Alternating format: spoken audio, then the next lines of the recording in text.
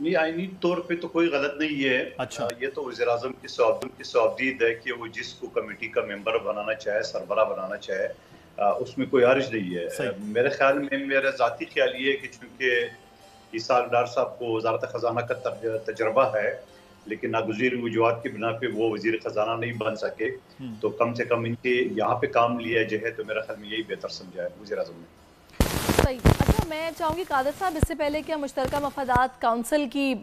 جو افادیت ہے اس پر بات کریں، ابھی بڑی زبردست خبر آئی ہے جو بڑی خوش آئند ہے۔ امریکی صدر کی جانب سے ایک خط لکھا گیا ہے وزیر اعظم پاکستان کو، اور ساتھ مل کر چلنے پر اتفاق کیا گیا، اور کہا گیا ہے کہ بھئی ایک دوسرے کے ساتھ مل کر چلنا ہے اور چیلنجز کا سامنا کرنا ہے جو درپیش ہے خطے کو، دنیا کو۔ کس طرح دیکھ رہے ہیں؟ کتنی اچھی بات ہے یہ؟ میرے خیال میں ایک مرتبہ پھر ساتویں بیڑے کی طرح بیوقوف بنا رہا ہے امریکہ۔ اس کی وجہ یہ ہے کہ پاکستان میں جس طرح گیس کی شارٹیج ہے، بحران ہے شدید، پیپلز پارٹی نے 2008 سے 13 تک جو ہے نا وہ لائن اس کے ساتھ معاہدہ کی ایران کے ساتھ، اور اس کے بعد جب اگلی حکومت آ گئی نواز شریف صاحب کی، اس پہ کام نہیں ہوا۔ پی ٹی آئی کی حکومت آئی، اس پر کام نہیں ہوا، تو پھر ایران نے جو ہے نا وہ بین الاقوامی قوانین کے تحت جرمانہ کی بھی حقدار تھے، لیکن انہیں جرمانہ نہیں لیا، پڑوسی ہونے کے ناطے یا جو بھی ہے۔ لیکن آج بھی آپ دیکھ رہے ہمارے ملک میں گرمیوں میں بھی لوڈ شیڈنگ ہو رہی ہے، سردیوں تو ہم گزار چکے ہیں، اور آگے بھی صورتحال خراب ہوگی۔ اور اس حوالے سے امریکہ کی جو ترجمان ہے جس کا بیان آیا تھا کہ یہ معاہدہ اگر ہوگا تو ایران کے ساتھ مشکلات کا سامنا کرنا پڑے گا۔ بالکل ایک طرف تو وہ دھمکی دے رہے ہیں، دوسری طرف میں تو یہ کہوں گا مائی باپ امریکہ سے کہ آپ ہی ہمارے مسئلے حل کر دیں، ہم نہ کسی کی طرف دیکھیں گے، نہ چائنا کی طرف دیکھیں گے، نہ ایران کی طرف دیکھیں گے، آپ کریں، مگر آپ خود کرتے نہیں ہو، کسی اور کو کرنے نہیں دیتے ہو، تو یہ دگلی پالیسی ہماری اپنی جو اتفاق نہیں ہے سیاستدانوں کا، اور اس وجہ سے یہ امریکہ ہمارے ساتھ کھیل رہے ہیں۔ 80,000 جانیں ہماری افغان وار کی وجہ سے جا چکی ہے، جو کہ ٹوٹلی ہم نے امریکہ کے لیے لڑی تھی۔ اور اب جو گیس کو بحران ہے، جہاں ایران کے ساتھ ہماری بارڈر تک لائن مکمل ہو چکی ہے، وہ بھی بالکل غیر نہیں ضروری ہونے جو دے رہے پابندیاں ہیں ہیں۔ مندوخیل صاحب، وہ تو بالکل پاکستان ایک سوورن ملک ہے، پاکستان کو اپنے فیصلے کرنے دیے جہاں بیجا پابندیوں کا جو دھمکیاں ایک آ رہی ہیں وہ بھی نہیں ہونی چاہیے، لیکن حالات امریکہ کے ساتھ بھی پاکستان کے بہتر ہوں اور پاکستان کو بھی اپنی مرضی سے کرنے دیا جائے، بڑا امپورٹنٹ ہے۔ لیکن کونسل آف کامن انٹرسٹ کی اگر ہم بات کرتے ہیں، پہلے ایک بڑا گیپ سا رہا ہے، یا پاکستان تحریک انصاف کی گورنمنٹ پنجاب میں تھی، وفاق میں تھی، سندھ کے لیے بڑے معاملات تھے، اعلان ہوتے تھے، ملتا کچھ نہیں تھا۔ اب کی bar council of common interest ہے، ایک صوبے میں کے پی کے میں پی ٹی آئی کی حکومت ہے، ادھر دو صوبوں میں پاکستان پیپلز پارٹی ہے، ایک میں نون لیگ ہے۔ تو سر سب سے پہلے تو ان صوبے کے لوگوں کا حق ہے کہ ان کو وہی کچھ دیا جائے جو ان کا حق بنتا ہے۔ اب کی بار امید توقع کر سکتے ہیں کہ وفاق میں بیٹھی ہوئی نون لیگ ایکولی سب کے ساتھ ٹریٹ کرے اور کونسل آف کامن انٹرسٹ میں جو معاملات ہیں وہ واقعی کامن طریقے سے آگے بڑھ پائیں؟ دیکھیے، آپ کو یہ بات یاد دلا دوں کہ یہ 2008 اور 13 کے بیچ میں جب پیپلز پارٹی کی حکومت تھی تو این ایف سی ایوارڈ جو ہے نا پہلی مرتبہ متفقہ جی طور پہ بالکل چاروں صوبوں کو، اور اس میں بھی کچھ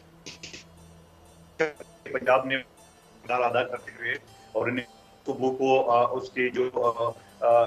بندہ ہے حق وہ اس کو دے دیا۔ اب کون کیا سازش ہو رہی ہے کہ پھر ریوائز کیا جا رہا ہے، کون سی موت پڑ گئی ہے کہ اس کو اوپر ریوائز کیا جا رہا ہے اور کیوں کرا جا رہا ہے، اور خاص طور پہ چھوٹے صوبوں کو جہاں 18ویں ترمیم کے ذریعے پیپلز پارٹی آصف علی زرداری صاحب کے دور میں اختیارات دیے گئے، اور ایک مرتبہ پھر اسے اختیارات چھینے جا رہے ہیں وفاقی، اور آگے جا کے نہ جانے کیا کیا پرابلم چلے آ رہے ہیں۔ تو میں یہ سمجھ رہا ہوں کہ اگر ملک کنگال ہے تو اس وقت بھی کٹوتی نہیں ہوئی ہے، آج بھی سندھ، بلوچستان اور پختونخوا جو ہے نا وہ وفاق قرضدار ہے، تو پھر مزید کیوں کم کیا جا رہا ہے؟ ٹھیک ہے، اگر پیسے نہیں ہے تو اس کا بھی ایک شیڈول ہوتا ہے کہ مثال کے طور پہ روپے آ گیا تو روپے پورے طرح سے، اور آنا تھا جو روپے کی بجائے 80 پیسے آ گیا تو اس کو سوچا جا سکتا ہے کہ ٹھیک ہے اگر روپیہ تھا تو پورا مل جاتا، 80 پیسے آ گئے تو لہٰذا کم کرنے پڑیں گے۔ لیکن اس مرتبہ وہ صورتحال نہیں ہے جو ماضی کے 16 مہینے کی حکومت تھی، جہاں ملک سری لنکا اور ترکی اور پتہ نہیں کیا کیا پی ٹی آئی کے لوگ جو ہے نا وہ جی پیشن گوئی کرتے تھے، وہاں سے تو ہم نکل آئے گئے۔ اب کون سی موت پڑ گئی ہے جو یہ صورتحال کا سامنا کرنا پڑ رہا ہے؟ صحیح۔ اچھا، مجھے مندوخیل صاحب یہ بتائیے گا کہ ماضی میں ہم نے دیکھا ہے زرداری صاحب کا گلہ یہ رہا ہے، شہباز شریف صاحب سے ہی رہا ہے، ظاہر ہے جو 16 مہینے پیچھے گزرے تھے کہ مشورے جو ہم دیتے تھے اس پہ عمل نہیں کیا جاتا تھا، اور ہم نے تو یہ دیکھ کے ٹرسٹ کیا تھا کہ بھئی صبح شام کام کرتے ہیں۔ تو ابھی یہ جو کامن انٹرسٹ کے سارے معاملات ہیں، آپ لوگوں کی سٹینڈنگ کیا ہے؟ میں اسپیسیفکلی پیپلز پارٹی کی بات کر رہی ہوں۔ ہماری سٹینڈنگ یہی ہے جو میں آپ کے سامنے عرض کر رہا ہوں۔ ہم کسی طور پہ سندھ کا، بلوچستان کا اور ایون پختونخوا کا بھی حصہ ہم نہیں کم ہونے دیں گے۔ چھوٹو صوبوں کا حق ہے، پہلے ہی یہاں پہ پسماندگی ہے، پہلے ہی یہاں غربت ہے، پہلے ہی یہاں تعلیم نہ ہونے کے برابر ہے، پہلے ہی یہاں بہت ساری جو سہولتیں ان کو فقدان ہے۔ تو ایسی صورتحال میں اگر آپ ان کے فنڈ کم کریں گے تو مزید یہ صحیح جائے گی۔ تو میں یہ سمجھ رہا ہوں کہ پیپلز پارٹی پورا کا پورا صحیح۔ اچھا مندوخیل صاحب، دو صوبوں میں آپ کی حکومت ہے، اور اس حکومت مطلب ہے کہ آپ بڑے ایک سٹیک ہولڈر ہیں، آئی ایم ایف کی طرف بھی جا رہے ہیں، مشکلات میں بھی ہیں، تو کیا اب آئی ایم ایف کے بعد حالات میں بہتری کی توقع اور امید لگ رہی ہے آپ؟ دیکھیں، ایک وہ آیا تھا ایک ویڈیو، اگر آپ کی نظر سے بھی دور کہ ایک شخص کچکول لے کے زمین پہ جو ہے نا وہ اپنے آپ کو رگڑ آتا ہے، کوئی کچکول اس سے لے کے بھاگا تو وہ کھڑے ہو کے اس کے پیچھے بھاگا۔ تو ہمارے بھی یہ حساب ہے، نہ جانے یہ کچکول کب ہم سے لوگ لے کے بھاگیں گے اور ہم اپنے پاؤں پہ کھڑے ہوں گے۔ تو یہ صورتحال بتا رہے، ایک سے ایک پروگرام کے بعد یہ بتایا جا رہا ہے یہ آخری پروگرام ہے، اس کے بعد کچکول توڑیں گے۔ اور یہ بات یقیناً ماضی کی تمام حکومتوں نے کی ہے، ایون پی ٹی آئی نے تو یہ بھی بات کی ہے کہ ہم نے دوبارہ جو ہے نا وہ آئی ایم ایف کی طرف گئے تو ہم خودکشی کرنے پہ جائیں گے، لیکن انہوں نے خودکشی کرنے کی بجائے 26,000 ارب لیے اور پروجیکٹ کیا دیے، انڈے مرغے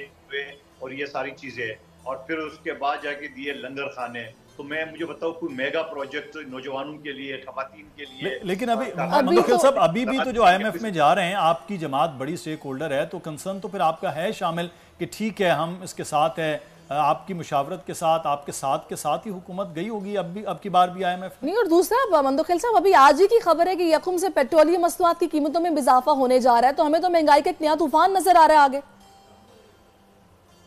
ہاں، یہ بالکل آپ صحیح کہہ رہے ہیں کہ یقیناً پیپلز پارٹی کی مشاورت ہے اس کے اندر۔ پیپلز پارٹی کے پاس راستہ کیا ہے یہ بھی تو آپ دیکھ لے، سوچ لے۔ ہمارے پاس راستہ یہی ہے کہ ہم نے مسلم لیگ نون کو سپورٹ کیا، ہمارے پاس کوئی راستہ نہیں تھا۔ پی ٹی آئی والوں سے جو بات کی، آفر کی گئی، انہوں نے ریفیوز کیا ہے، اور ایک طرف تو مولانا صاحب کو جو گالیاں دیتے تھے ان کو اپنے ساتھ تحریک میں لے کے چل رہے ہیں، اور دوسری طرف وہ کسی اور سے بات کرنے کو تیار نہیں ہے۔ لیکن سوال یہ ہے کہ پیپلز پارٹی کے پاس آپشن یہی تھا کہ ہم نے وفاقی حکومت کو سہارا دیا ہے، کیونکہ ہم نہ دیتے نہ تو اسمبلی کھڑی ہوتی نہ وفاقی حکومت بنتا۔ لیکن ساتھ ساتھ یہ بھی بات سچ ہے کہ حکومت چاہے کوئی بھی ہو، ان کا نزلہ صرف ان دو تین چیزوں پہ گرتا ہے، یا تو پیٹرول پہ یا گیس پہ یا بجلی پہ۔ لیکن آپ کو یاد ہوگا ماضی میں یا ابھی حال میں بھی الیکشن 8 فروری کی بھی بات آپ کو بتا تو جہاں ہم نعمان پہ کنٹرول قائم کرنے کے لیے موبائل اور واٹس ایپ وغیرہ بند کر لیتے ہیں۔ تو میں یہ سمجھ رہا ہوں کہ مہنگائی کم کرنے کے لیے پیٹرول گیس کے علاوہ بھی کوئی چیز ہے، یہ جو بڑے 10 بنگلے کروڑوں روپے کے خاص ایک مشکلات ہیں، لیکن یہ ہے کہ معاملات جو ہیں وہ چیزیں